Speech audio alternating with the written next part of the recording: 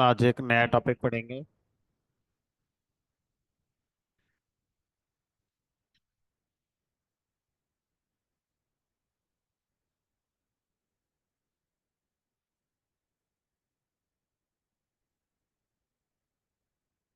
हम लोग अभी तक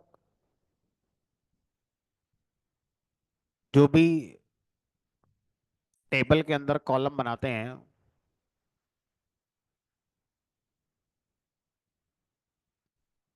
कॉलम का नाम हम कुछ भी रख लेते हैं।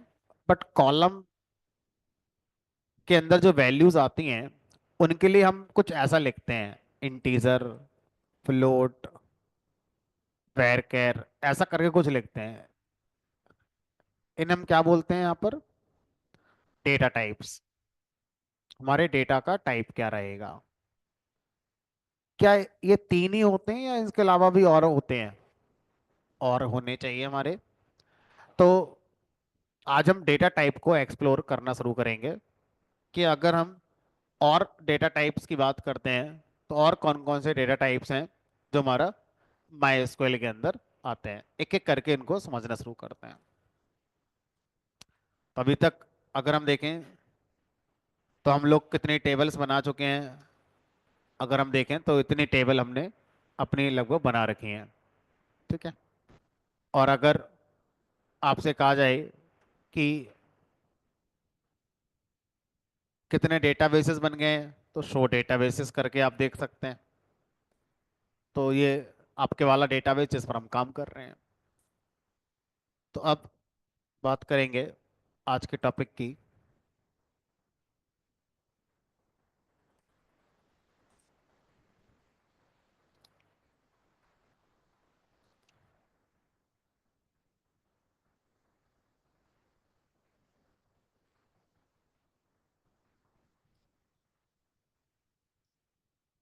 Data types. डेटा टाइप हमें क्या क्या इंफॉर्मेशन देता है, किस पर्पस के लिए हम डेटा टाइप का यूज करते हैं। तो डेटा टाइप हमें तीन चीजों के आंसर देता है, तीन क्वेश्चंस के हमें आंसर देता है। पहला, आप अपने कॉलम में जो वैल्यूज स्टोर कर रहे हैं उन पर आप कौन कौन से ऑपरेशन परफॉर्म कर सकते हैं। क्या मैं कहना चाहता हूं, मान लीजिए मेरे पास कोई भी डेटा है और यहाँ पर मान लीजिए कुछ वैल्यूज हैं 1 2 3 4, ऐसा कुछ भी हो सकता है। अब मुझे क्या करना है, इस कॉलम की जितनी वैल्यूज हैं मुझे उनका सम निकालना है या एवरेज निकालना है। तो अगर इस कॉलम में जो वैल्यूज पड़ी हैं वो वैरचर डेटा टाइप की हैं तो ये पॉसिबल नहीं है, क्योंकि वैरचर डेटा टाइप पर आप कोई भी प्लस माइनस मल्टीप्लाई डिवाइड नहीं कर सकते। लेकिन अगर ये कॉलम इंटीजर है तो आप ऐसा कर सकते हैं। ठीक है। तो इस तरह से किसी भी कॉलम पर हम ऑपरेशन क्या करेंगे, ये कंट्रोल कॉलम का नाम क्या है उससे नहीं आता, कॉलम का डेटा टाइप क्या है उससे आता है। तो पहला आंसर है डेटा टाइप। अगर डेफिनेशन की बात करें तो a data type defines nature of value. Value का नेचर क्या होगा।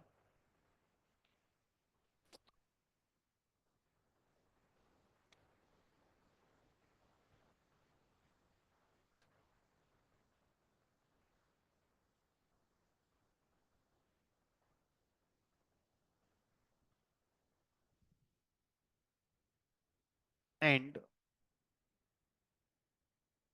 प्रोवाइड्स इंफॉर्मेशन रिलेटेड टू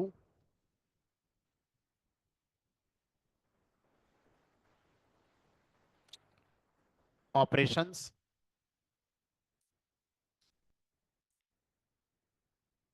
और क्या इंफॉर्मेशन प्रोवाइड करता है हमारा डेटा टाइप? अब मान लीजिए आपने अपनी कोई टेबल बनाई। अब इस टेबल में कोई वैल्यू आपने लिखी 101। तो 101 वैल्यू हमारा कितनी मेमोरी का यूज करेगी? जब हम किसी टेबल के अंदर डेटा को स्टोर करते हैं तो वो जो टेबल स्टोर हो रही है वो हमारा कुछ मेमोरी कंज्यूम करती है। कितनी मेमोरी हमारी कंज्यूम होगी, इसका आंसर वैल्यू से नहीं होता। ये वैल्यू जिस कॉलम में आई है उसका डेटा टाइप क्या है उससे होगा। तो डेटा टाइप हमें दूसरे क्वेश्चन का आंसर देता है कि आप जब टेबल में वैल्यू लेकर आएंगे तो वो कितनी मेमोरी को कंज्यूम करेगी। ठीक है,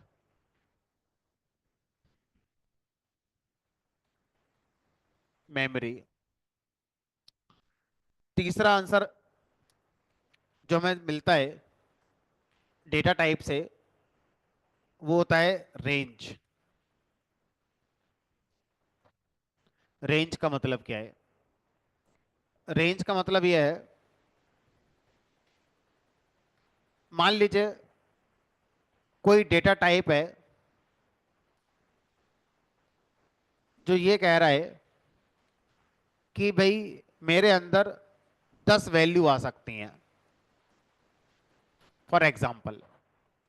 अब वो 10 वैल्यू ऐसा भी हो सकता है -5, -4, -3, -2, -1, 0, 1, 2, 3, 4, टोटल 10 हो गई। 1, 2, 3, 4, 5, 6, 7, 8, 9, 10। अब एक और डेटा टाइप है, मान लीजिए कोई वो कह रहा है कि मेरे अंदर भी 10 वैल्यू आ सकती हैं, लेकिन वो ये कह रहा है मेरे 10 वैल्यू शुरू होती हैं 0 से। 0, 1, 2, 3, 4, 5, 6, 7, 8, 9, ऐसे करके टोटल 10 आ गई। तो अब ये दोनों डेटा टाइप 10-10 वैल्यू अगर स्टोर कर सकते हैं तो इनका मेमोरी यूसेज सेम होगा, लेकिन अलग अलग क्या निकली इनकी रेंज। कहां से कहां तक की 10 वैल्यू, कहां से कहां तक की 10 वैल्यू। तो इस तरह से डेटा टाइप हमें यह भी बताता है कि किसी कॉलम में जो वैल्यूज आ रही हैं उनकी मिनिमम छोटी छोटी वैल्यू क्या होगी और मैक्सिमम बड़ी से वैल्यू आपकी क्या आ सकती है। इन तीन क्वेश्चन के आंसर को जानने के लिए हमें डेटा टाइप को पढ़ना होता है।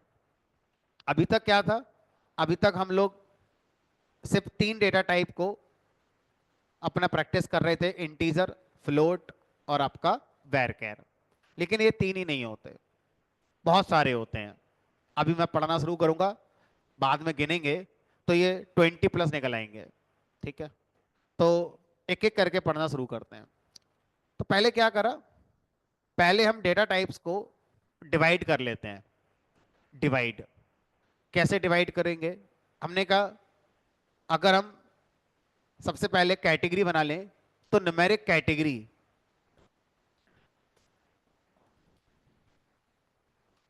न्यूमेरिक कैटेगरी के अंदर हमारे कुछ डेटा टाइप्स आते हैं। कौन कौन से आते हैं उसकी बात करेंगे। उसके बाद कुछ डेटा टाइप्स हमारे ऐसे हैं जो स्ट्रिंग कैटेगरी में आते हैं। कुछ डेटा टाइप हमारे ऐसे हैं जो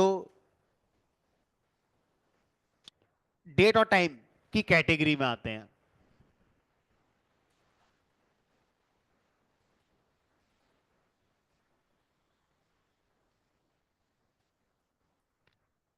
कुछ डेटा टाइप हमारे ऐसे हैं जो हमारा बाइनरी कैटेगरी में आते हैं। लगभग इन चार कैटेगरी से हमारा काम हो जाता है। अब हर कैटेगरी के अंदर 5-5, 6-6, 8-8, 10-10 डेटा टाइप मिलेंगे।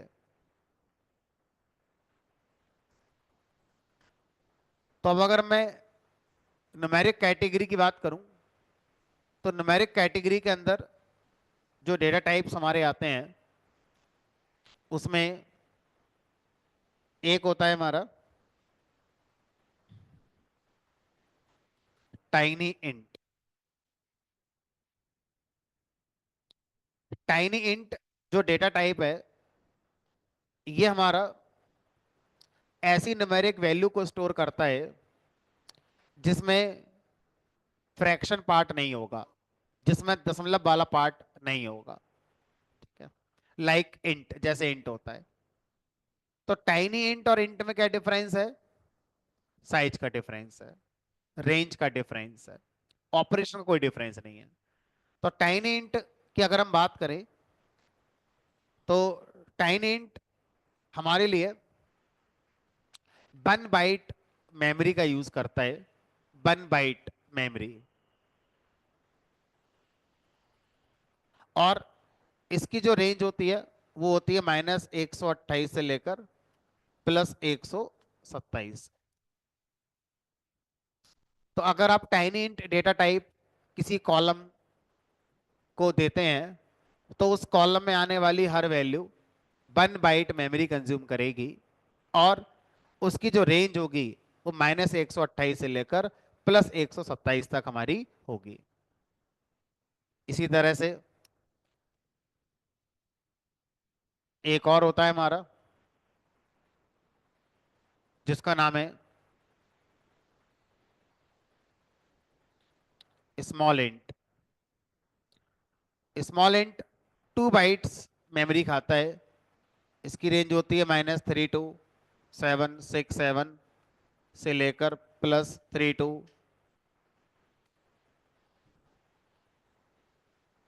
767। फिर आपका इंट आता है, जो आप बाय डिफॉल्ट जानते हैं। ये मेमोरी 4 बाइट्स का आता है। और इसकी रेंज इतनी बड़ी है कि मुझे भी याद नहीं है, मुझे कहीं से कॉपी करके लिखनी पड़ेगी। फिर एक आता है आपका लॉन्ग इंट। ये 8 बाइट्स का आता है। इसकी रेंज भी मुझे याद नहीं है, मैंने कहीं लिख रखी है, मैं वहां से कॉपी करके लिख देता हूँ। आपको याद नहीं है, कोई दिक्कत नहीं है। इंटरव्यू में आपका रिजेक्शन इसलिए नहीं होगा कि आपको ये रेंज नहीं आती। आपको कॉन्सेप्ट आना चाहिए, बाकी कोई दिक्कत नहीं है।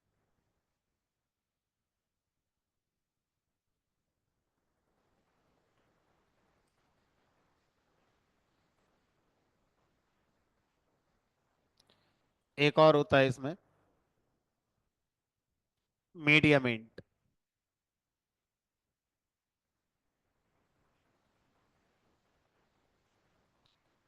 जो लेता है 3 बाइट्स।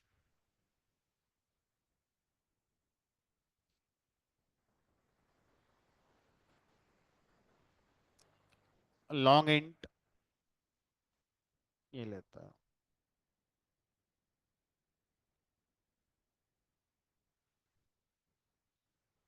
बेसिकली लॉन्ग इंट नहीं है, बिग इंट है।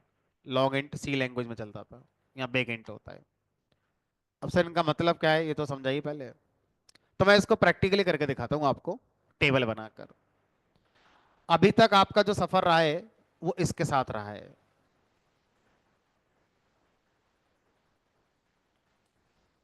इसमें कोई कमी है क्या? हमने कहा नहीं, कमी कोई नहीं है।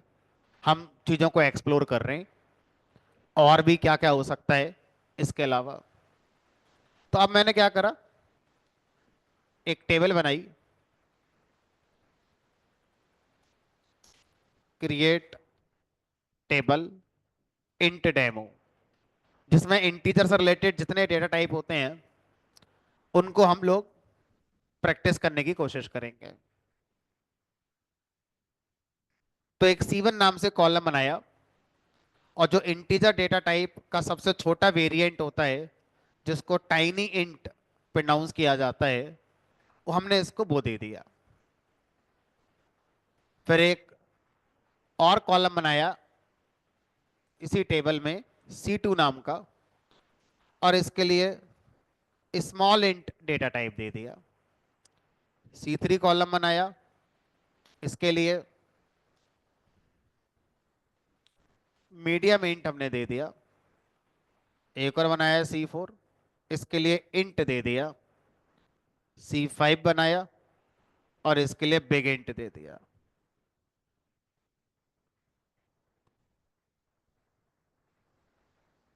बिहाइंड द सीन एक टेबल बन गई। अब इस टेबल का मीनिंग क्या है उसको थोड़ा सा समझने की कोशिश करते हैं। तो मान लीजिए ये टेबल आपकी बन गई है। इस टेबल के अंदर ये 5 कॉलम आपने बना दिए, C1, C2, C3, C4 और ये C5। अब यहां पर कोई वैल्यू आई, यहां पर कोई वैल्यू आई, ऐसे करके यहां पर वैल्यूज हैं।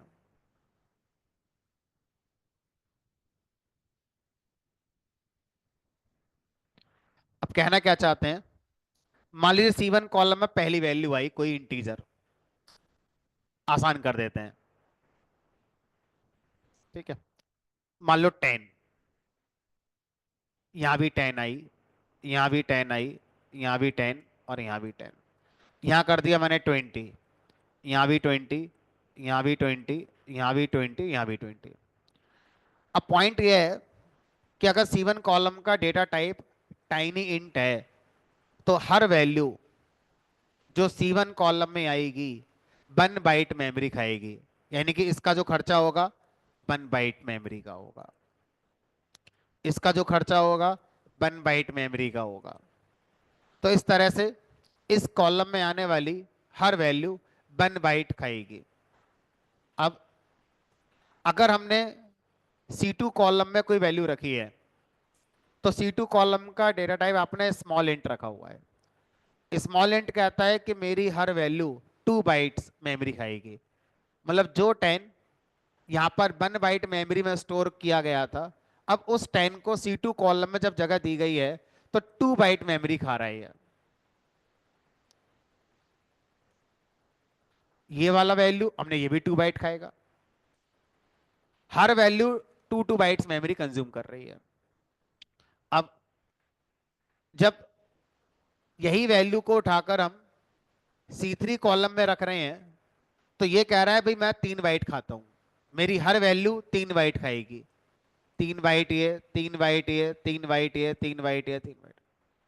अगर मैं C4 के पास जाऊंगा तो ये वैल्यू अब 4 बाइट खा रही है, 4 4 4 4 4। और अगर यही वैल्यू उठाकर मैं यहां रख दूं C5 कॉलम जो कि बिग इंट टाइप का है तो ये कह रहा है मेरी हर वैल्यू 8 बाइट खाती है। तो ब्रेन में क्वेश्चन तो आना चाहिए कि इससे अच्छा तो पहला वाला ही है, टाइनी इंट, मेमोरी बहुत बचा रहा है हमारी। तो आप बाकी का इस्तेमाल करते ही क्यों है, बनाने वाले ने बाकी के बनाए ही क्यों है। जब कम मेमोरी में डेटा को रखा जा सकता है तो ज्यादा मेमोरी क्यों लगाएं। तो टाइनी इंट कह रहा है कि भाई मेरी रेंज भी तो पढ़ लो, मैं कहाँ खत्म हो जाता हूं, मैं यहां खत्म हो जाता हूं। अगर मान लो आपको, अब थोड़ा समझना लॉजिकली, अगर आपको यूनिवर्सिटी में पढ़ने वाले स्टूडेंट्स का मार्कशीट स्टोर करनी है तो मार्कशीट में एक कॉलम है physics, chemistry, English, math, computer, इस नाम से कॉलम है, सब्जेक्ट के नाम।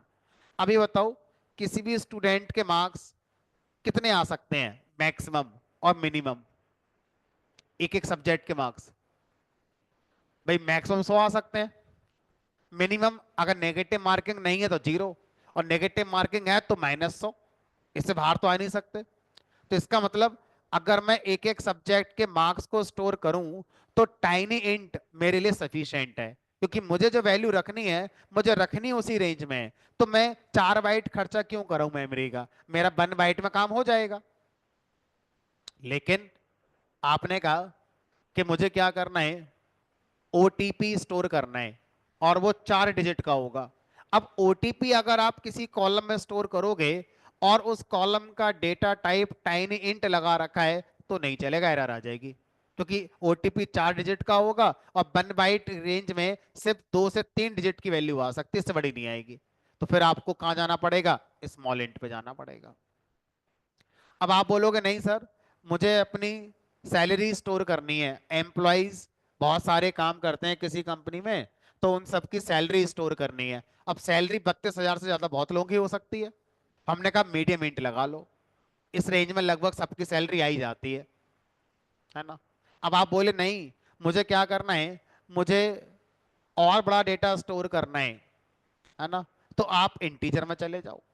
आप बोलोगे मेरा काम इतने से भी नहीं हो रहा है, मुझे आधार नंबर स्टोर करना है, mobile number, account number store करना है, जो बहुत बड़े बड़े होते हैं, तो बिग इंट लगा लो। ठीक है। अब हमें कौन सा डेटा टाइप इन पांचों में से यूज करना चाहिए न्यूमेरिक वैल्यू स्टोर करने के लिए? हमें आज तक इंट पढ़ाया गया था, लेकिन आज हमें समझ में आ रहा है कि हम थोड़ा मेमोरी एफिशिएंट डिसीजन ले सकते हैं। आप पहले से सोचो कि आप जिस पर्पस के लिए कॉलम बना रहे हो, उसमें जो वैल्यूज आने वाली हैं वो किस लिमिट तक हो सकती हैं। उसी लिमिट के अकॉर्डिंग करस्पॉन्डिंग डेटा टाइप को आपको इस्तेमाल करना चाहिए। तो किसी ने मुझसे बोला कि सर इतना दिमाग कौन लगाएगा, एक काम करते हैं ना, हर कॉलम का डेटा टाइप बिग इंट कर देते हैं। बिग, BIG, N नहीं है, हर कॉलम का डेटा टाइप बिग, बिग माने बड़ा, है ना, बिग इंट कर देते हैं। तो अब बिग इंट में छोटी वैल्यू भी आ जाएगी, बड़ी वैल्यू भी आ जाएगी। तो सोचो, अगर बिग इंट की रेंज इतनी होती है, तो क्या बिग इंट में मार्क्स नहीं आ जाएंगे? किसी के 10, किसी के 15, किसी के 60, किसी के 70 नंबर आ ही जाएंगे। तो फिर इतना सब याद करके क्या फायदा? बस एक ही पढ़ लो कि बिग इंट डेटा टाइप होता है, आंख बंद करो, अब उसमें वैल्यू चाहे कितनी भी छोटी डालो, कितनी बड़ी डालो, एक्सेप्ट तो हो ही जाएगी। तो अगर हम ऐसा सोचते हैं तो क्या नुकसान हो जाएगा? मेमोरी कंजप्शन हाई रहेगा। आप एक छोटी वैल्यू के लिए भी 8 बाइट लगा रहे हो, जबकि हो सकता था कि वो वैल्यू कम मेमोरी का यूज करके स्टोर करी जा सकती थी। समझ में आ रही बात? तो इस तरह से एप्रोप्रिएट डेटा टाइप आपको यूज करना चाहिए। अब मैं इसका प्रैक्टिकल करता हूं। तो मैंने टेबल बना रखी है, अब मैं इसमें इंसर्ट करता हूं। इंसर्ट इनटू, टेबल का नेम इंट डेमो, वैल्यूज। तो पहली वैल्यू मैं जो इंसर्ट कर रहा हूं वो एक ऐसी है जो सब में आ जाएगी। 10, 10, 10, 10, 10 सब में आ गई, कोई समस्या नहीं है। क्योंकि 10 1 बाइट में भी आ सकता है, 2 में भी आ जाएगा, जब 1 में आ गया तो सब में ही आ जाएगा। अब मैं कुछ गलत करके दिखाता हूं।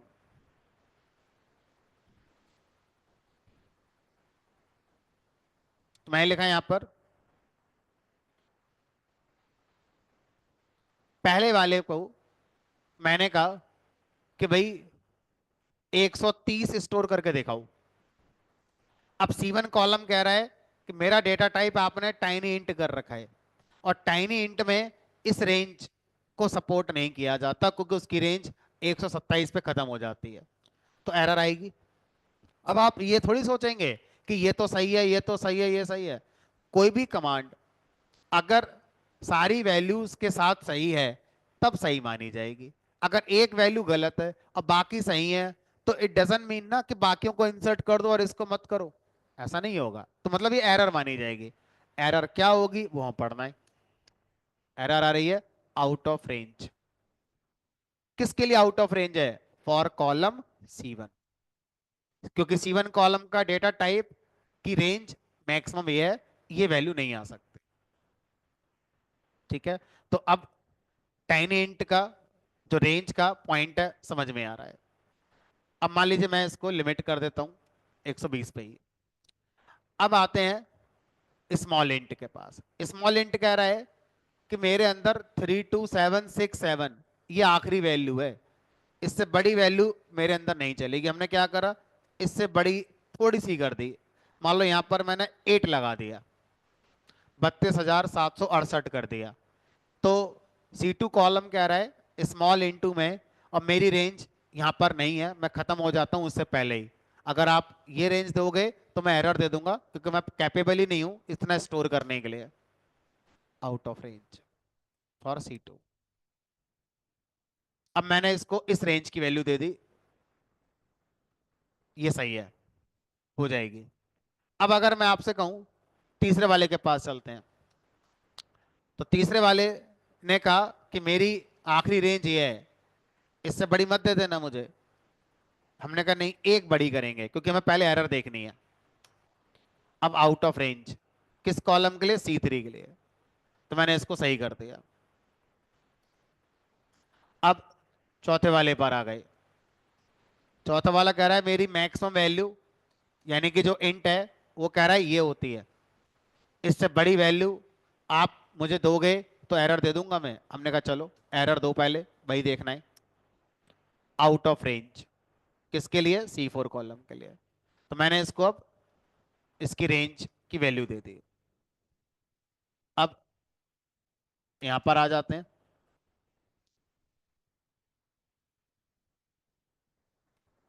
ये वैल्यू दे दी। सर आप करके दिखाओ, इससे बड़ी वैल्यू। हमने कर लो, इससे बड़ी दे दी। रेंज के बाहर हो गई, मना कर देगा कि 8 बाइट में भी इतनी बड़ी वैल्यू नहीं आ सकती। Out of range C5। अब मैंने इसको इतना कर दिया। अब सही है।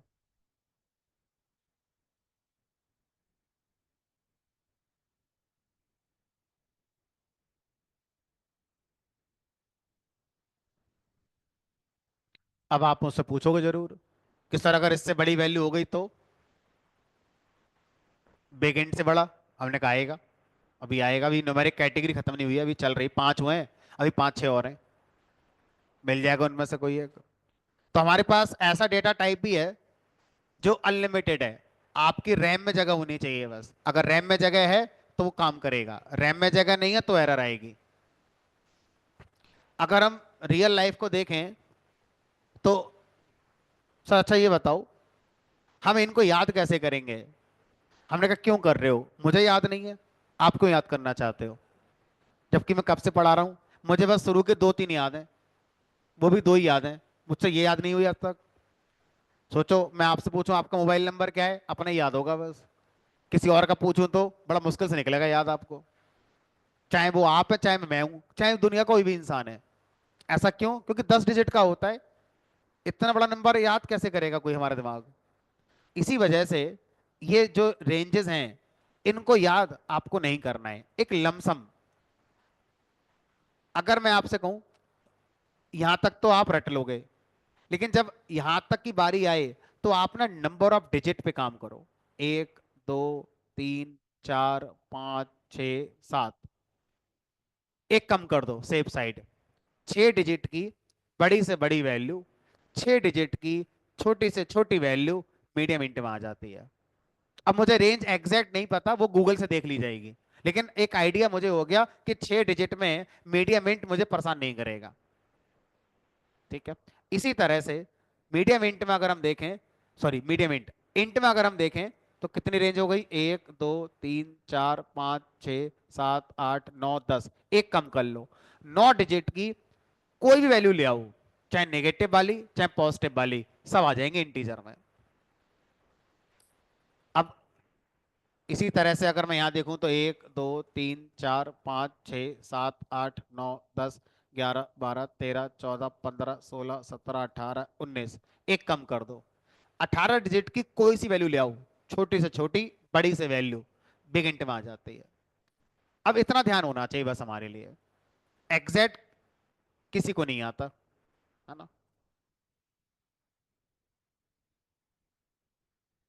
अब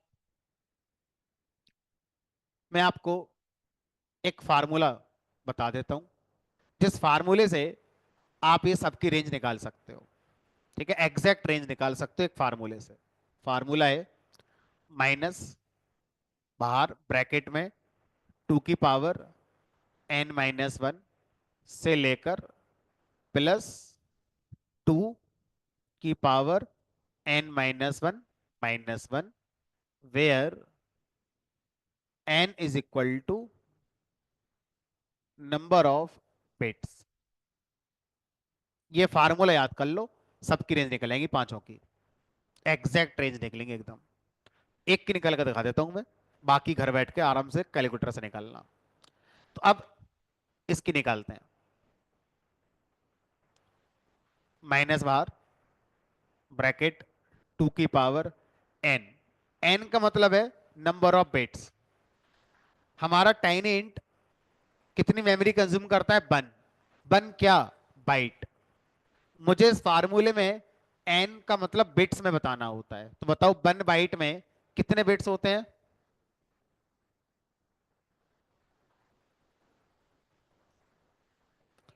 कंप्यूटर के हिसाब से वन बाइट में 8 बिट्स होते हैं।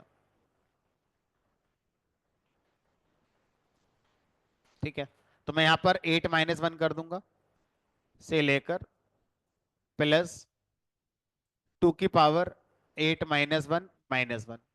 अगर मैं इसको सॉल्व करूं तो 2 की पावर 7 से लेकर 2 की पावर 7 - 1। इसको उंगली पर सॉल्व कर लो, तो -128 से लेकर +127 आपका आ जाएगा। तो ऐसे करके आप इन सब की रेंज निकाल सकते हो, एन की वैल्यू इनको बिट्स में कन्वर्ट करके आपको यहां फार्मूले में रख देनी है। ठीक है, किसी भी इंटरव्यू में नहीं पूछा जाएगा। अब आगे बढ़ते हैं। मान लीजिए आपसे यह कहा जाए कि सर मुझे किसी कॉलम में किसी की एज स्टोर करनी है, एज। तो अब बताओ एज को स्टोर करने के लिए कौन सा डेटा टाइप ज्यादा बेस्ट मैच हो रहा है? इंसानों की एज कितनी हो सकती है?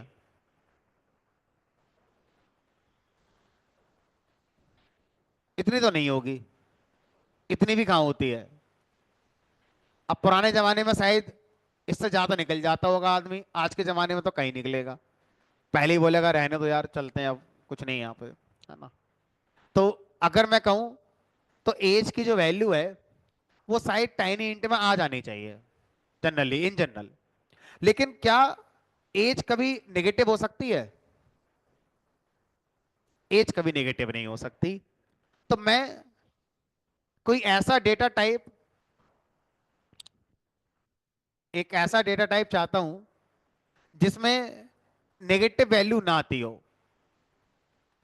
तो ऐसा डेटा टाइप जिसमें नेगेटिव वैल्यू नहीं आएगी, ऐसे डेटा टाइप को अनसाइंड डेटा टाइप कहा जाता है। अनसाइंड डेटा टाइप क्या होते हैं उनको देखो। जैसे ये टाइनी इंट है, इस टाइनी इंट का अनसाइंड वर्जन भी होता है।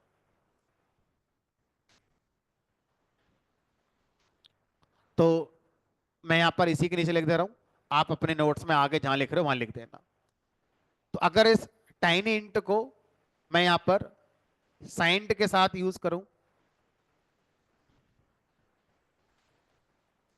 तो ये मेमोरी 1 बाइट ही लेगा, लेकिन इसकी रेंज अब हो जाएगी 0 से लेकर 255 तक। तो टाइनी इंट को अगर मैं अनसाइंड बनाकर यूज करूं तो मेमोरी 1 बाइट ही खाएगा, लेकिन अब इसकी रेंज 0 से लेकर 255 तक जाएगी। अब माइनस की वैल्यू इसमें नहीं आएंगे। इसी तरह से अगर मैं स्मॉल इंट को अनसाइंड के साथ यूज करूंगा तो ये 0 से लेकर 65 5 3 5 तक हमारा आ जाएगा। इसी तरह से अगर मैं मीडियम इंट को अनसाइंड के साथ यूज करूंगा तो 3 बाइट्स में तो ये चलेगा, लेकिन इसकी रेंज अब हमारी बढ़ जाएगी,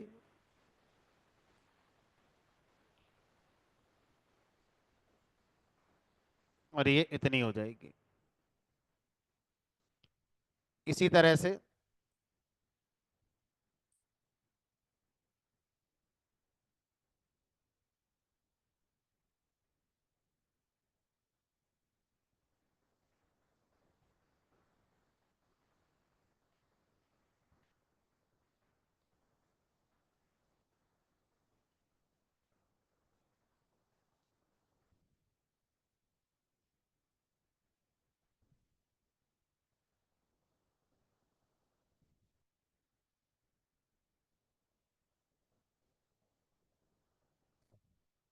तो सबके अनसाइंड वर्जन इस तरह से हमारे आते हैं। अब सर इनको लिखें कैसे कोड में? हमने कहा चलो एक टेबल और बना लेते हैं, तो किसी एक की बना देता हूं, बाकियों की अपने आप समझ में आ जाएगी, ठीक है। तो create table unsigned demo. Unsigned मतलब जिसमें आप साइन ना लगा पाए, ठीक है। अनसाइंड डेमो एक बना दिया बस, C1 नाम से कॉलम, टाइनी इंट। अब अगर मैं टाइनी इंट को अनसाइंड बनाकर यूज करना चाहता हूं, तो डेटा टाइप लिखने के बाद मैं कीवर्ड लिखूंगा अनसाइंड, डेट्स इट, हो गया। तो अब ये जो कॉलम बना C1, इसका data type tiny int unsigned हो गया। तो टाइनी इंट अलग कीवर्ड है, स्पेस देकर अनसाइंड एक अलग कीवर्ड है।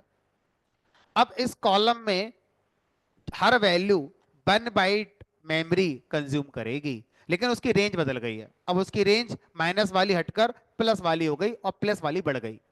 आई गेस अब एज के लिए ये एक सही कैंडिडेट हो गया। रियल लाइफ में भी इतनी एज होंगी, इससे ज्यादा शायद फिलहाल नहीं होंगी। Insert into table name unsigned underscore demo values. पहले मैंने 200 इंसर्ट करा, हो जाएगी? हो जाएगी क्योंकि इस बार रेंज में आ रही है। अब मैंने इसमें इंसर्ट करा -5, नहीं होगी, आउट ऑफ रेंज, क्योंकि नेगेटिव वैल्यू अब है ही नहीं, जीरो से शुरू होंगी। तो जितने भी इंट के वेरिएंट हैं सबका अनसाइंड वर्जन आता है। तो 10 डेटा टाइप हो गए, 5 वो, पांचों के अनसाइंड, 5 गुणा तो 10 डेटा टाइप पढ़ लिया हमने। जितने अनसाइंड हैं सब शुरू जीरो से होंगे, और जितनी वैल्यूज हमारा नेगेटिव साइड में थी सबको उठाकर जोड़ दो पॉजिटिव साइड में, तो सबके पॉजिटिव साइड आपके डबल डबल हो जाते हैं इस तरह से।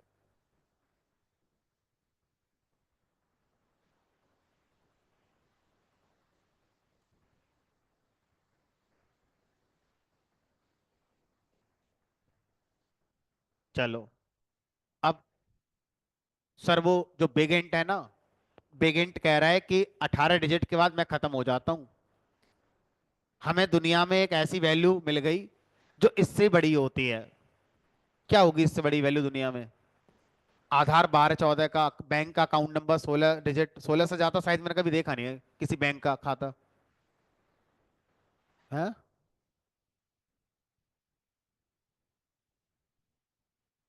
चलो मानने वाली बात है, एक मान लेते हैं।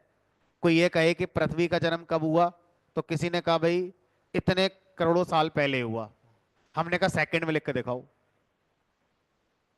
सेकंड में लिख के दिखाओ। अब सेकंड में इतने करोड़ साल लिखोगे तो फिर तो बहुत बड़ी संख्या हो जाएगी। समझ में आ रही बात क्या मैं कहना चाह रहा हूं? ठीक है। तो अगर आप कहो कि सर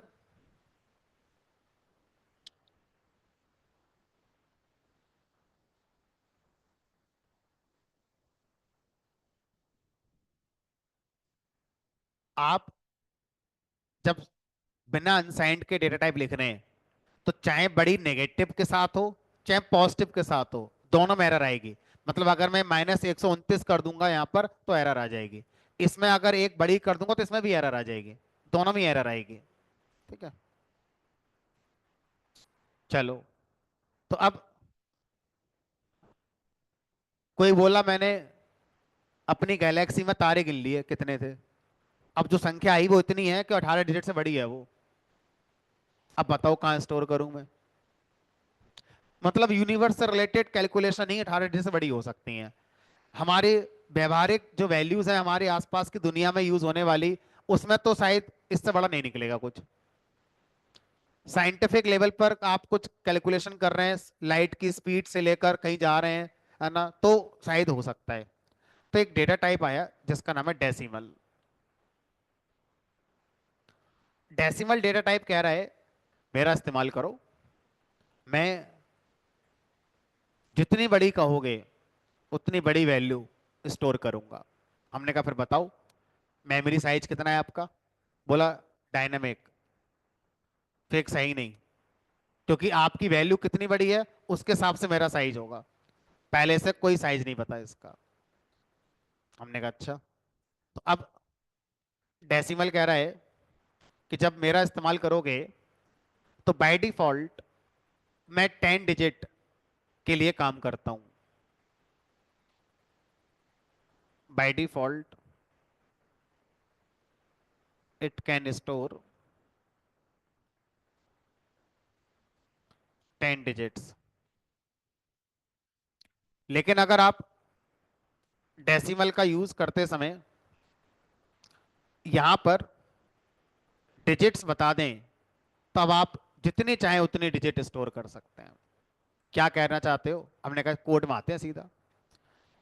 टेबल बनाई मैंने, क्रिएट टेबल डेसिमल डेमो, और दो ही कॉलम बनाए इसमें, बस एक C1 डेसिमल टाइप का, कॉमा C2 फिर से डेसिमल टाइप का। लेकिन इस बार जो C2 डेसिमल टाइप का कॉलम मैं बना रहा हूं, मैंने इसमें मान लो 50 डिजिट की वैल्यू स्टोर करनी है। सोच लो रैम में जगह है इतनी, हमने कहा देखेंगे जो होगा, लेकिन 50 डिजिट की वैल्यू स्टोर करनी है मुझे। कर लो, कोई बात नहीं है। तो पहले वाले C1 कॉलम में हर वैल्यू 10 डिजिट की हो सकती है, बाय डिफॉल्ट 10 डिजिट लेता है। और C2 में आपने कहा 50 डिजिट की, 50 डिजिट की आप रख लो, कोई दिक्कत नहीं है। इंसर्ट इनटू टेबल का नेम डेसिमल डेमो वैल्यूज, पहली वैल्यू 10 डिजिट से ज्यादा मत देना। हमने कहा चलो पहले करके देखते हैं। 1 2 3 4 5 6 7 8 9 10 11 डिजिट की कर दे। दूसरी वैल्यू तो कुछ भी लिख दो, सब सही है। तो पहले पहली वाली में एरर आनी चाहिए क्योंकि 11 डिजिट की हो गई है वो, आउट ऑफ रेंज। अब हम पहले वाले को सही कर देते हैं, 10 डिजिट की। अब दूसरी वाली 50 डिजिट की लिखो, कितनी लिख सकते हो? तो 1 2 3 4 5 6 7 8 9 10 11 12 13 14 15 16 17 डिजिट की तो हो ही गई। 34। हमने कहा बस बहुत है, इतने ही करके देख लो। ये लो, कोई एरर नहीं है। अब लाओ कौन सी वैल्यू दुनिया में है जो आपने ढूंढ लिया और यहाँ स्टोर नहीं हो सकती।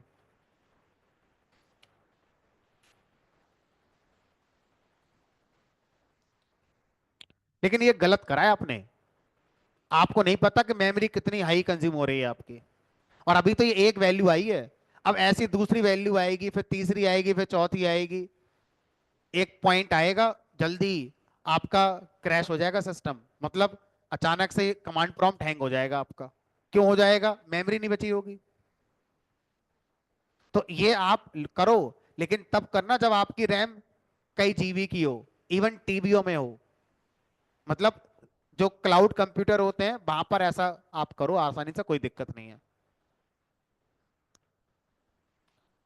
चलो, तो अब लिमिट वाला पॉइंट खत्म हो गया कि सर डेसिमल आने से अब हम डिसाइड करेंगे कि वैल्यू कितनी बड़ी हम रख सकते हैं।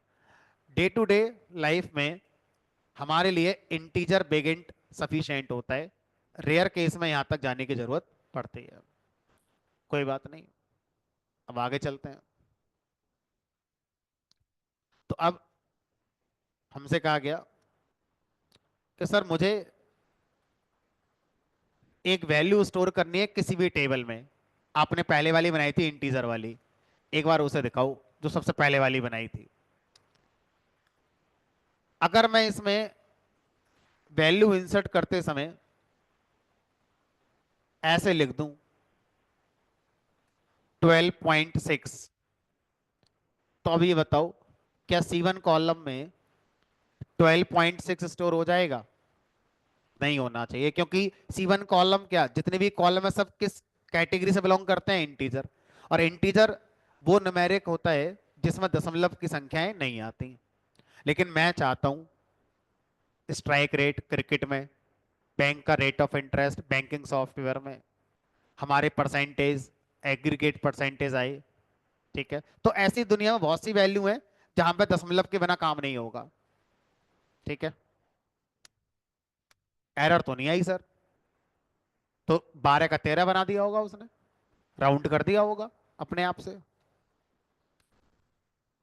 ये देखो, तो ये तो गलत है।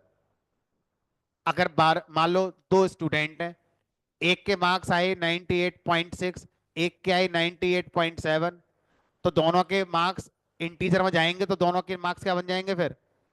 फर्स्ट कौन है पता ही नहीं चलेगा ऐसा तो हमें तो जो हमारी वैल्यू है वही स्टोर करो, ऐसे राउंड मत करवाओ। तो अब इंटीजर कह रहा है, देखो मैं तो ऐसे ही करूंगा। अगर आप मुझे फ्लोट वैल्यू दोगे, दशमलव की वैल्यू को फ्लोट वैल्यू कहा जाता है, अगर आप मुझे फ्लोट वैल्यू दोगे तो मैं उसे राउंड करके इंसर्ट करूंगा, क्योंकि मैं फ्लोट तो स्टोर कर ही नहीं सकता। तो फिर हम और डेटा टाइप एक्सप्लोर कर लेते हैं ना। आप क्यों इन डेटा टाइप के पीछे पड़े हो? और भी है हमारे पास। एक है हमारा फ्लोट डेटा टाइप। अब फ्लोट डेटा टाइप कहता है कि मैं आपकी वैल्यूज दशमलव के साथ स्टोर कर सकता हूं। अब इससे पूछा गया अपना मेमोरी का खर्चा बताओ कितना है, मेमोरी कंज्यूम कितनी करोगे, और रेंज बताओ अपनी क्या है। तो इसने आंसर दिया 4 बाइट मेमोरी में खाता हूं, और टोटल डिजिट लगभग मैं 7 से 8 स्टोर कर लेता हूं, है ना। अब वो डिजिट डेसिमल प्लेसेस पर हमारा 4 प्लेस तक जा सकती है, या हो सकता है ये भी आपका 7 to 8 प्लेस तक आपका चला जाए।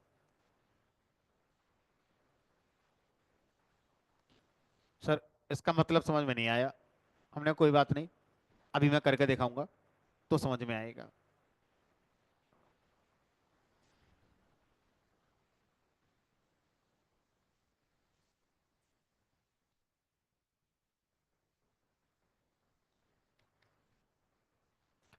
डबल मतलब दुगना, मेमोरी खर्चा दुगना, टोटल डिजिट लगभग इसमें 16 के आसपास आ जाती है, डेसिमल प्लेसेस भी इसमें 8 से 16 तक आपके चले जाते हैं।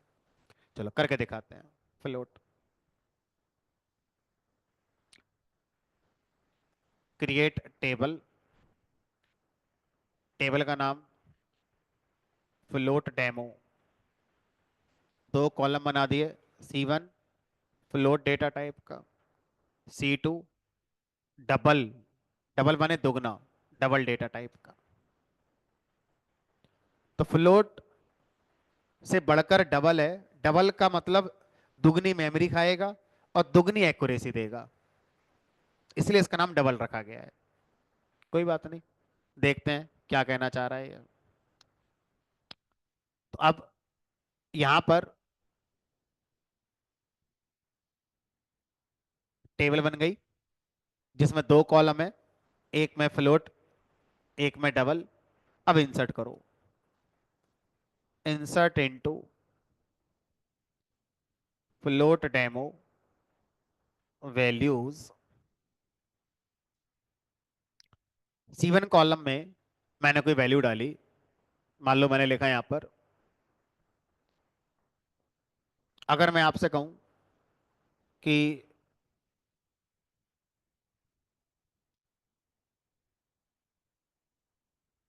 22/7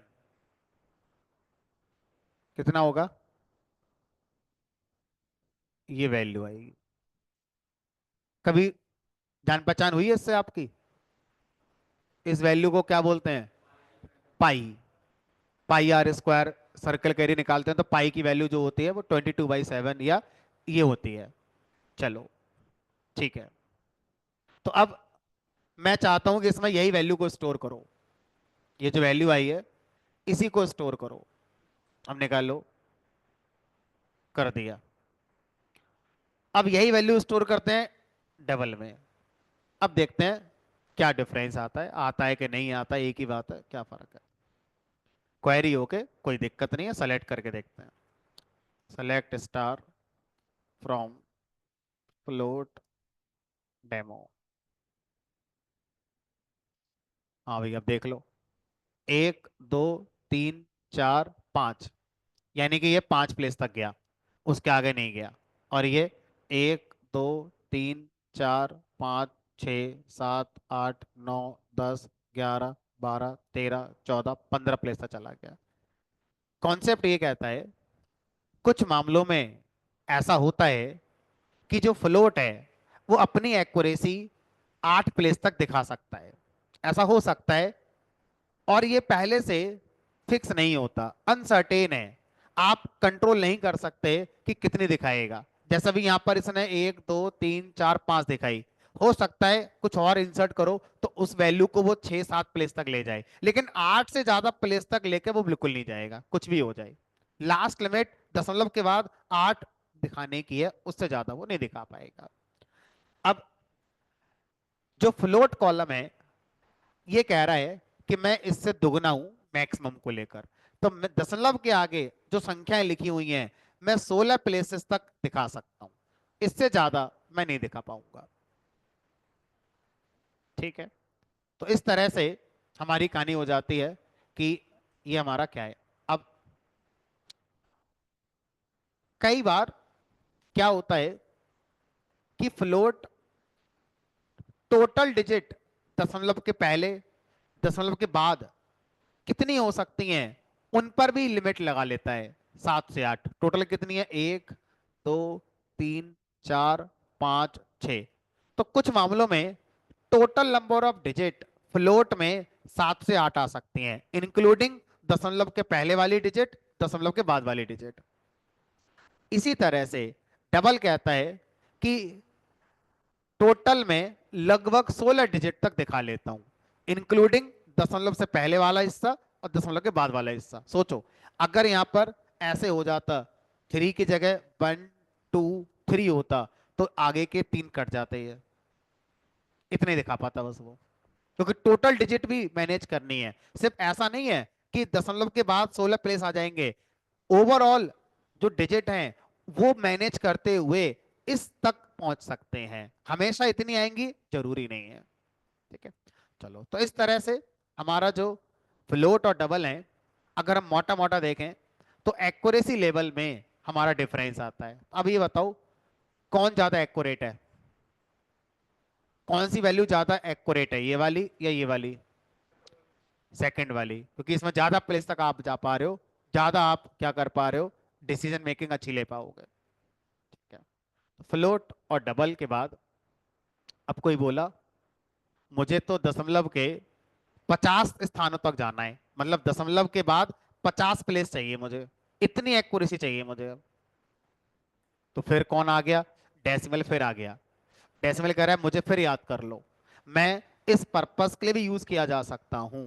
आप मुझसे बताओ कि आप फ्लोटिंग वैल्यू स्टोर करना चाहते हो जिसमें दशमलव के बाद इतने स्थान मुझे देने हैं, मैं इतने स्थान देकर आ जाऊंगा। हमने कहा चलो, तो अब फिर से डेसिमल आ गया, लेकिन इस बार जो डेसिमल है उसका सिंटैक्स है total digits comma decimal places, इस तरह से आप यूज करेंगे। सर समझ नहीं आया, कोई बात नहीं, टेबल बना के करके दिखाते हैं। Create table decimal float demo. वो डेसिमल इंटीजर के लिए पढ़ा था, अब डेसिमल को फ्लोट के लिए पढ़ रहे हैं। ठीक है, कॉलम का नाम सी रख दिया, एक ही बहुत है, और यहां लिख दिया डेसिमल।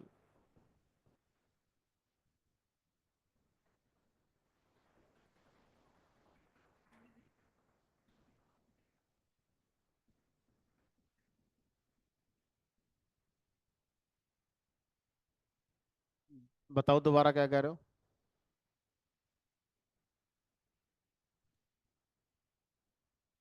राउंड कर देना, 5, 7, अगर ये 7 की जगह 4 होता तो 5 ही आता, राउंड नहीं होता।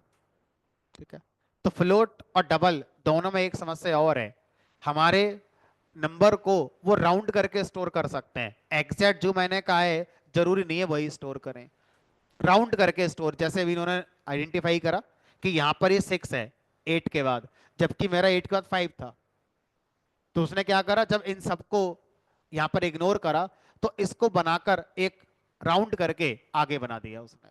ठीक है, तो अगर आप चाहते हो कि नहीं भाई ये नहीं चाहिए, राउंड बाउंड भी नहीं चाहिए, एग्जैक्ट जो मैंने कहा वो रखो, तो डेसिमल कह रहा है मैं वो भी हूं, मैं राउंड भी नहीं करता, जो कहोगे बिल्कुल वही रखूंगा। दशमलव के बाद चाहे संख्या 5 से बड़ी है चाहे 5 से छोटी है, कोई फर्क नहीं पड़ता, मैं कोई राउंड नहीं करूंगा, कोई बात नहीं। अब डेसिमल को जब हम फ्लोटिंग के लिए यूज करते हैं, तो डेसिमल डेटा टाइप के साथ ब्रैकेट में दो संख्या पास करते हैं। पहला संख्या, टोटल डिजिट कितनी चाहते हो, हमने कहा 50। अब बताओ दशमलव के बाद कितनी संख्या चाहते हो, हमने कहा 30। इसका मतलब है टोटल डिजिट 50, 1 2 3 4 5 6 ऐसे करके। दशमलव के बाद जो हो सकती हैं वो 30 हो सकती हैं, और ऐसे टोटल की गिनती 50 होनी चाहिए। तो बहुत बड़ा नंबर हो गया, हमने कहा बहुत बड़ा नंबर हो गया ये आपके लिए, डेली लाइफ में ढूंढना मुश्किल हो जाएगा इतना बड़ा नंबर जो इतना एक्यूरेट होता हो। ठीक है, insert into decimal underscore float underscore demo values. 50 digit की वैल्यू कहाँ से लाओगे, हमने कहा छोटी लिख लो, बड़ी मत लिखो। 1 2 3 4 5 6 7 8 9 10 11 12 13 14 15, ठीक है, डॉट लगाओ। 1 2 3 4 5 6 7 8 9 10 11 12 13 14 15 16 17 18 19 20 21 22 23 24 25 26 27 28 29 30। ठीक है सर, इतनी बड़ी वैल्यू आपने डाल दी यहाँ पर, कोई साइंस है नहीं, बस समझना है कि हाँ ऐसा हो सकता है।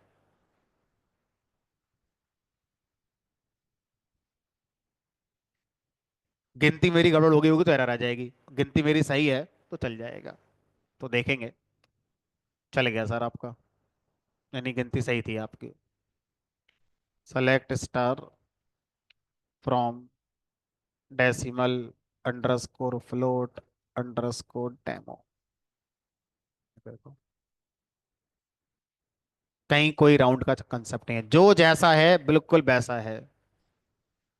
तो डेसिमल को कुछ लोग फ्लोट और डबल के स्थान पर बड़ा नंबर स्टोर होगा इसलिए यूज नहीं करते हैं, एग्जैक्ट स्टोर होगा बिना राउंड करके इसलिए स्टोर करते हैं। तो डेसिमल काफी लोगों की चॉइस रहती है, नॉट बिकॉज ऑफ कि आपको ज्यादा कैपेसिटी मिल रही है, but because of exact number जो स्टोर कर सकता है बिना राउंड करे। ठीक है भाई, तो अब एक एक्सपेरिमेंट में करके आपको दिखाता हूं। Select star from students. ठीक है, तो फिर इसमें एक्सपेरिमेंट क्या करेंगे आप, हमने कहा चलो अब मैं आपसे कहूं कि मुझे मार्क्स कॉलम का डेटा टाइप पता करो क्या है, हमने कहा फ्लोट है, आपने जब बनाया था तो हमें याद है, लेकिन आप मानो मत, डिस्क्राइब कर लो। हाँ सर दिख रहा है फ्लोट है। अब फ्लोट के साथ ध्यान रखना, मुझे एक्यूरेसी की समस्या है, दशमलव के बाद मुझे एक ही स्थान पे जाना है, कोई दिक्कत नहीं है, लेकिन मुझे ऐसा लग रहा है कि 91.8 को मुझे दिखाया 91.8 जा रहा है, ऐसा हो सकता है बिहाइंड द सीन ये 91.79999 ऐसा हो सकता है। चलो, अब मैं इस बात को टेस्ट करने के लिए क्या करता हूं, मैं आपसे कहता हूं जिसके मार्क्स 91.8 हैं उसका डेटा ला कर दो, हो सकता है आ जाए, हो सकता है ना आए। जब ना आए तो हमारे लिए एक सरप्राइज होगा, आ गए तो कोई सरप्राइज नहीं है, फिर तो आने ही थे, कोई दिक्कत ही नहीं है। Select star from students where marks is equal to 91.8। आ गए तो कोई बात ही नहीं, अरे सर आई नहीं, एम्प्टी बता रहा है, कह रहा है ही नहीं, जबकि है, झूठ बोल रहा है। अगर मैं इसी चीज को रोल नंबर से निकालूं तो आ जाएगा, देखो where roll number equal to 100, ये आ गया।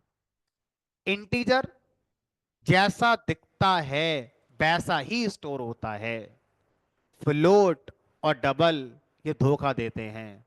ये जैसे दिखते हैं वैसे स्टोर नहीं होते मेमोरी के अंदर। देखो, जब आप यहां पर ये लिख रहे हो, और चेक कर लेते हैं एक बार, इसको देखते हैं 83.4, 83.4, सब धोखा दे रहे हैं। ग्रेटर देन, लेस देन में चल जाएंगे, इक्वल कंपैरिजन में एक नहीं चलेगा इनमें से। अगर मैं चाहता हूं कि सर ये फ्लोट का इक्वल कंपैरिजन एग्जैक्ट होना चाहिए, तो आपको क्या करना होगा, इस मार्क्स कॉलम का डेटा टाइप डेसिमल कन्वर्ट करके आना होगा फ्लोट से। कैसे करें बताओ, मैंने आपको कोई कमांड पढ़ाई तो होगी। किसी भी एग्जिस्टिंग टेबल में अगर किसी कॉलम का डेटा टाइप चेंज करना है तो कैसे करते हैं, ऑल्टर। ऑल्टर बहुत बड़ी कमांड होती है, सिर्फ ऑल्टर कह देने से आप सामने वाले को कुछ बोल तो पाए, लिख नहीं पाओगे भी। ऑल्टर के आगे क्या लिखोगे, फिर क्या लिखोगे,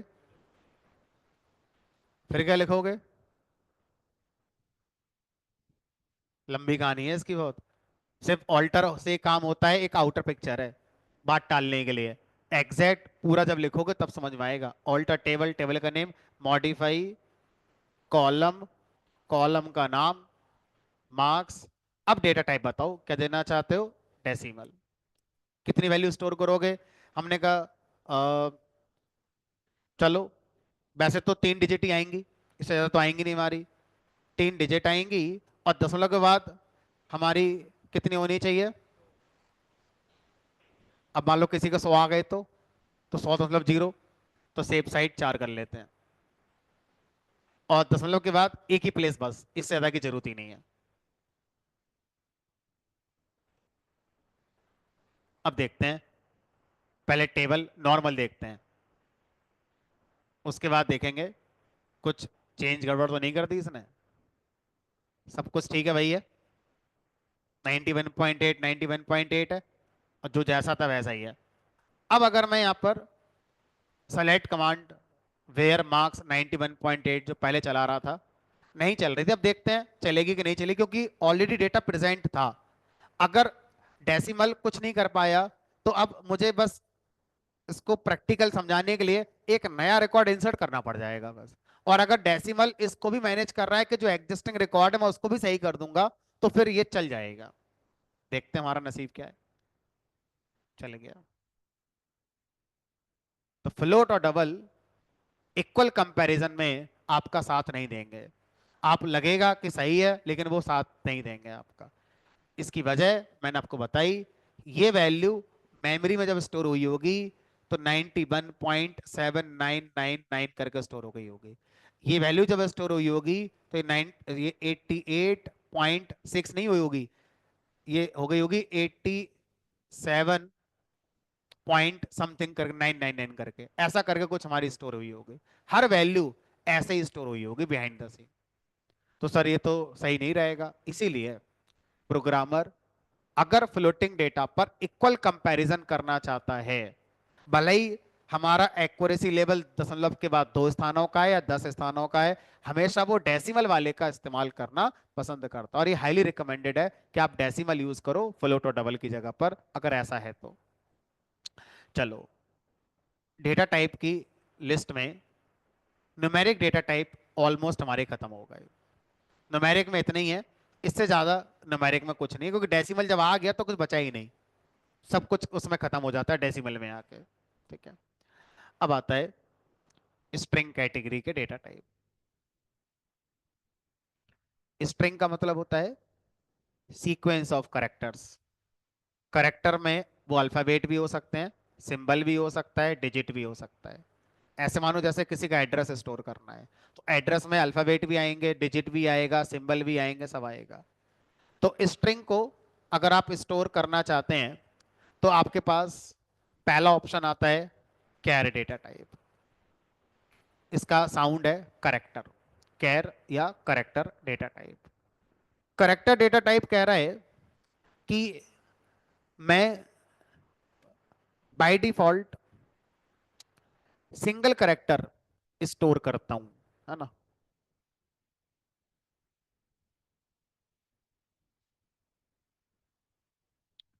डिफॉल्ट लेंथ 1। तो अब करेक्टर के पास अगर हम चलें तो डिफॉल्ट लेंथ इसकी हमारे यहां पर 1 होती है।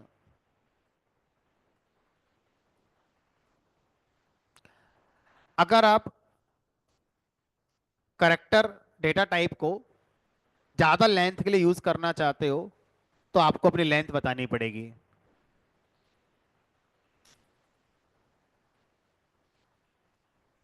जब आप करेक्टर डेटा टाइप लेंथ बताने के साथ यूज करते हो तो उसकी कुछ लिमिटेशंस हैं। लिमिटेशंस हमारी क्या है? मैक्सिमम 255 बता सकते हो, इससे ज्यादा आप नहीं बता सकते। ठीक है, चलो मैं कुछ करके दिखाता हूँ तभी समझ में आएगा। क्रिएट टेबल कैर डेमो। C1 कॉलम बनाया कैरे डेटा टाइप का, C2 कॉलम बनाया कैरे डेटा टाइप का, और मान लीजिए मुझे पता चल गया कि फैसिलिटी है कि कैर डेटा टाइप की लेंथ आप खुद बता सकते हो, लेकिन मुझसे कहा गया 255 से ज्यादा नहीं बताओगे। हम नहीं माने, हमने 300 बता दी। तो अगर ये रूल होता है तो एरर आ जाएगी कि मैक्स लेंथ इससे ज्यादा हो ही नहीं सकती। बात सही निकली। कॉलम की लेंथ बहुत ज्यादा बड़ी हो गई, C2 मैक्सिमम कितनी बता सकते हो? 255। समझ में आ गई बात सर आपकी? अब हम इसको अपने हिसाब से जो बताना चाहो बता सकते हो। तो 255 बतानी नहीं चाहिए, नुकसान हो जाएगा बहुत आपका। कोई बात नहीं, हमने 10 बता दी। अब इस टेबल में मैं वैल्यू इंसर्ट करता हूँ। इंसर्ट इनटू कैरडेमो वैल्यूज। अब करेक्टर डेटा टाइप की वैल्यू को जब आप इंसर्ट करते हैं उसे सिंगल कोट या डबल कोट्स के अंदर लिखते हैं। कोई सा भी लगा लो, दोनों चल जाते हैं। मैंने सिंगल कोट लगा लिया। अब C1 कॉलम में करेक्टर की लेंथ आपने नहीं बताई, तो बाय डिफॉल्ट करेक्टर की लेंथ क्या रहती है? 1। तो सर दुनिया में ऐसा कौन सा डेटा है जिसमें एक करेक्टर की जरूरत पड़ेगी? Attendance, absent, present. किसी की अटेंडेंस लगानी है, A एब्सेंट P प्रेजेंट। हाँ और ना, यस नो।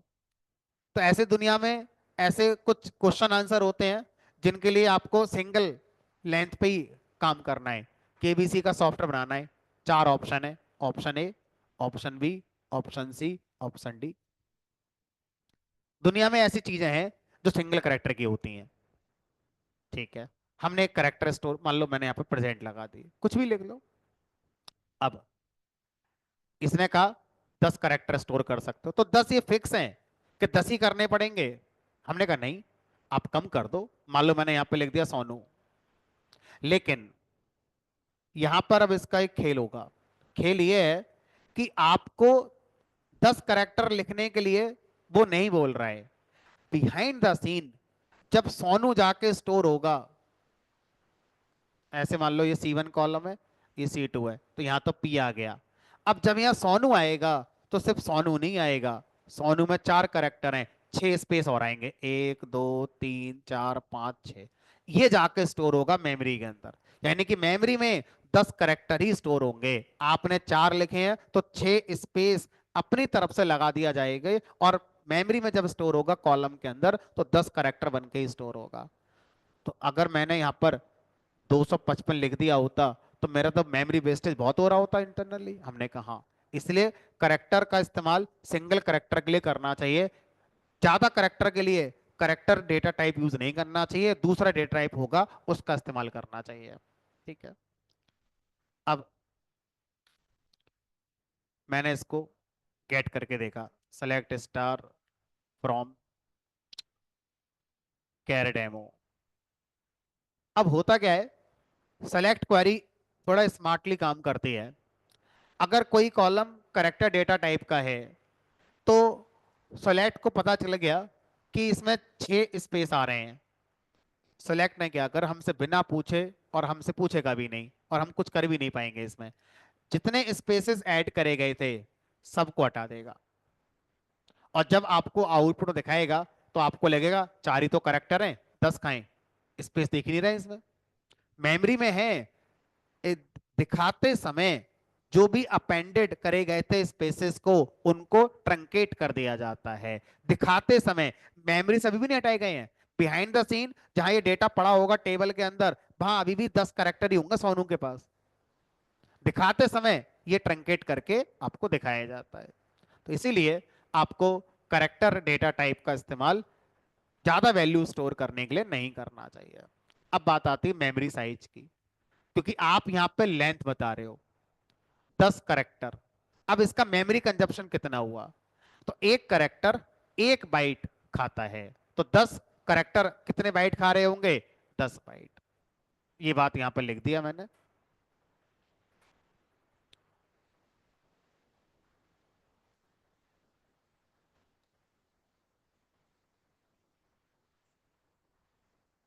1 बाइट पर करेक्टर, मैक्स लेंथ इतनी हो सकती है। फिक्स्ड लेंथ का होगा, अगर आप अपनी लेंथ इंसर्ट करते समय कम रखते हैं, एक्स्ट्रा स्पेसेस की पैडिंग कर दी जाएगी। लेकिन जब आप सेलेक्ट करेंगे तो जो पैडिंग करी गई थी स्पेसेस की, उनको ट्रंकेट करके आपको दिखाया जाता है। तो इस तरह से करेक्टर डेटा टाइप हमारा कंप्लीट हो जाता है स्ट्रिंग कैटेगरी के अंदर। और भी हैं जो आज हम नहीं पढ़ेंगे, कल पढ़ेंगे, और कैटेगरी के, है ना। तो स्ट्रिंग में ही अभी 4-5 और हैं। अभी स्ट्रिंग में 2 ही नहीं हुए हैं, 4-5 और हैं। सोचो, जिस जो अभी हम 3 से अपना काम चला रहे थे, इंट फ्लोट वैर कैर, सारे घर जाके गिनोगे 25-30 निकलेंगे ये जब खत्म हो जाएंगे तो। चलिए, फिलहाल आज इतना ही, कल मिलेंगे।